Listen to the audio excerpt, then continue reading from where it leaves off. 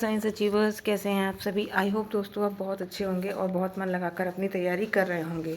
दोस्तों आज मैं आपके लिए लाई हूँ practice set number 5 assistant professor परीक्षा, जो कि 16 अप्रैल को होनी है दोस्तों, जिसकी तिथि और सारी चीज़ें निर्धारित हो चुकी हैं। कल उसका एग्ज़ाम सिटी भी बताया जा चुका है कि एग्ज़ाम आपका किस सेंटर पे, किस शहर में होगा। सेंटर नहीं आया दोस्तों, वो 13 अप्रैल से आने की बात बताई जा रही है। ठीक है, 13 अप्रैल को एडमिट कार्ड जारी होने की बात कही जा रही है। तो चलिए दोस्तों, उसका जो सामान्य ज्ञान का पेपर है, जिसमें 30 क्वेश्चंस हमारे कंपलसरी आने हैं, उस वाले पेपर को हम जल्दी जल्दी से कंप्लीट कर लेते हैं। ठीक है दोस्तों, तो चलिए देखते हैं। सबसे पहला क्वेश्चन हमारा क्या कह रहा है।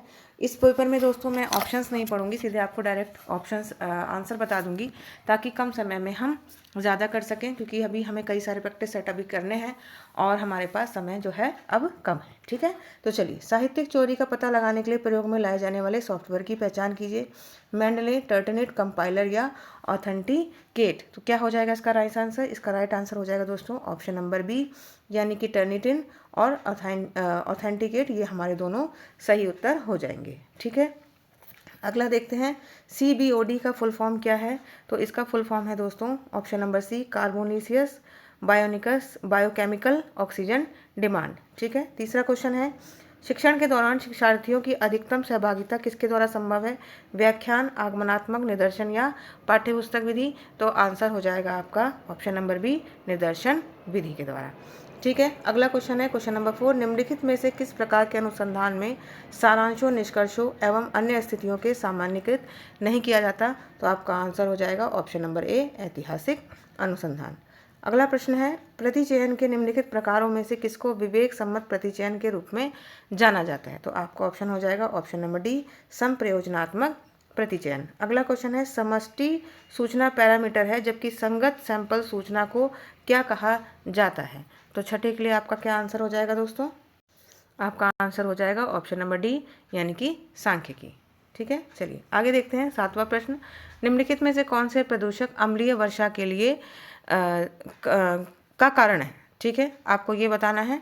तो आपका आंसर हो जाएगा ऑप्शन नंबर बी, यानी कि नाइट्रिक ऑक्साइड, नाइट्रोजन डाइऑक्साइड, ठीक है, और कार्बन मोनोऑक्साइड। ठीक है, ये तीनों क्या हैं, अम्लीय वर्षा के लिए जरूरी मतलब कारक हैं। इन्हीं की वजह से जो अम्लीय वर्षा है वो होती है। ए, बी, सी नहीं होगा दोस्तों, सी नहीं होगा, ए, बी और डी होगा। ठीक है, यानी कि नाइट्रिक ऑक्साइड, नाइट्रोजन ऑक्साइड और सल्फर डाइऑक्साइड। ए, बी, डी हमारा सही उत्तर हो जाएगा। ठीक है, चलिए अगला देखते हैं। ताजमहल पर मुख्यतः किसने प्रतिकूल प्रभाव डालने की आशंका है, कि किसने प्रतिकूल प्रभाव डाला है। तो यह है सल्फर डाइऑक्साइड। अगला क्वेश्चन है, प्रत्येक कंप्यूटर जो इंटरनेट से जुड़ा होता है उसमें निश्चित रूप से डैश होता है। क्या होता है दोस्तों। तो ये होता है IP एड्रेस। ठीक है, अगला प्रश्न चलते हैं। अगला प्रश्न है, द्वितीय पीढ़ी के कंप्यूटर में वैक्यूम ट्यूब के स्थान पर किसका प्रयोग किया जाता है। तो किसका प्रयोग किया जाता है, ट्रांजिस्टर्स का द्वितीय पीढ़ी में प्रयोग किया जाता है। अगला है, कंप्यूटर मेमोरी किस में GB में मापी जाती है। किसका क्या अर्थ है, GB का क्या अर्थ है। तो गीगाबाइट इसका अर्थ है, ऑप्शन नंबर ए। अगला क्वेश्चन है, निम्न में से कौन सी एक यंत्र सामग्री नहीं है, आपको बताना है। तो क्या है, प्राचलन तंत्र ये एक यंत्र सामग्री नहीं है। अगला प्रश्न है, कंप्यूटर को दिशा देने वाले निर्देशन के समूह को क्या कहा जाता है। तो प्रोग्राम कहा जाता है इसे। 13 का हमारा ऑप्शन नंबर सी सही हो जाएगा, प्रोग्राम। चलिए आगे बढ़ते हैं, देखते हैं क्वेश्चन नंबर 14, संविधान के निम्नलिखित में से किस अनुच्छेद के अंतर्गत वार्षिक बजट प्रस्तुत किया जाता है। तो ये किया जाता है अनुच्छेद नंबर 112 के अंतर्गत। निम्नलिखित में से कौन सिल्क षड्यंत्र से संबंधित था। तो कौन संबंधित था दोस्तों। तो ये संबंधित है अबैदुल्लाह सिंधी। ठीक है, इनका नाम याद रखेंगे।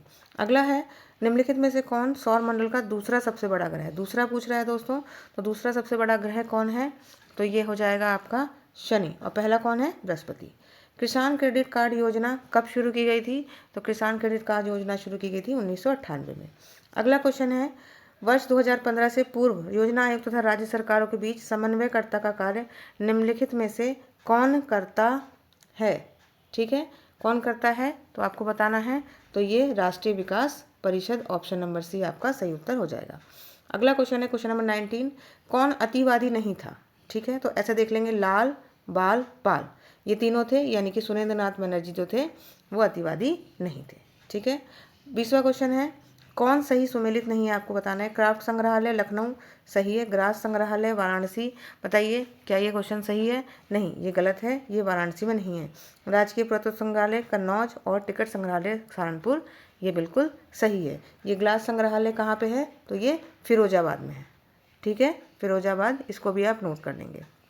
अगला क्वेश्चन है, निम्नलिखित में से किसने कहा था ब्रिटिश शासन भारत से खून निकलने वाला खून का एक दरिया है? किसने कहा था? तो ये कहा था दादा भाई नौरोजी ने। ऑप्शन नंबर ए सही हो जाएगा। अगला क्वेश्चन है, पंचायती राज का मुख्य उद्देश्य क्या है? कृषि उत्पादकता को बढ़ाना है। आगे देख लेते हैं ऑप्शन। तो इसका सही आंसर हो जाएगा जनता को विकासमूलक प्रशासन में भागीदारी योग्य बनाना काम है किसका? पंचायती राज का। आगे है, मैं नास्तिक हूँ, ये किसकी पुस्तक है? तो ये भगत सिंह की पुस्तक है। अगला है, जनसंख्या 2011 के, ये कौन सी जनगणना है दोस्तों? तो ये 15वीं जनगणना है। ये 15वीं, इसका क्रम क्या था? 15वीं। अगला है, लेख पानी हिमनद किस राज्य में स्थित है? तो ये अरुणाचल प्रदेश में स्थित है। ठीक है, अगला क्वेश्चन करते हैं, क्वेश्चन नंबर 26 देख लेते हैं। तो ये संघाई सहयोग संगठन के सदस्यों की शासनाध्यक्षों की परिषद 13वीं बैठक कहाँ पे आयोजित हुई है? तो ये इस्लामाबाद में हुई है। ठीक है, ये शासनाध्यक्षों की परिषद की बैठक है दोस्तों।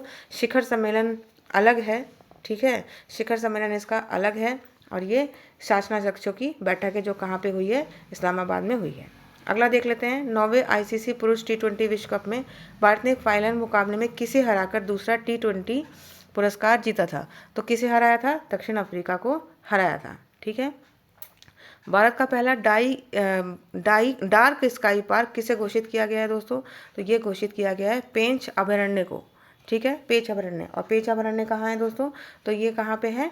ये है आपका, ये मान लीजिए एमपी में। ये एमपी और मतलब महाराष्ट्र की सीमा पर है, लेकिन मुख्यतः इसको एमपी में ही माना जाता है। ठीक है, अगला है, वैश्विक एआई शिखर सम्मेलन 2024 कहाँ पर आयोजित किया गया है? तो ये कहाँ पे किया गया है दोस्तों? वैश्विक शिखर सम्मेलन, तो ये किया गया है नई दिल्ली में, वैश्विक एआई शिखर सम्मेलन। अगला क्वेश्चन है, वन स्थिति रिपोर्ट के 2023 के अनुसार देश के कुल भौगोलिक क्षेत्रफल का कितना प्रतिशत वन और वृक्षावरण है? ठीक है, कितना वृक्ष आपको बताना है? तो यह है 25.17%। ठीक है, 25.17% वन है। तो दोस्तों इस तरीके से हमने अपना प्रैक्टिस सेट नंबर 5 कर लिया, और मैं कोशिश करूँगी कि जल्दी जल्दी आपको एक दिन में 2 प्रैक्टिस सेट दे दूँ, ताकि आप 15 के 15 प्रैक्टिस सेट अपने कंप्लीट कर लें। तो अगर आपको वीडियो अच्छा लग रहा हो दोस्तों, तो चैनल पर बने रहिएगा और खूब मेहनत करते रहिए। मैं मिलूँगी आपसे अगले वीडियो में। नमस्कार दोस्तों।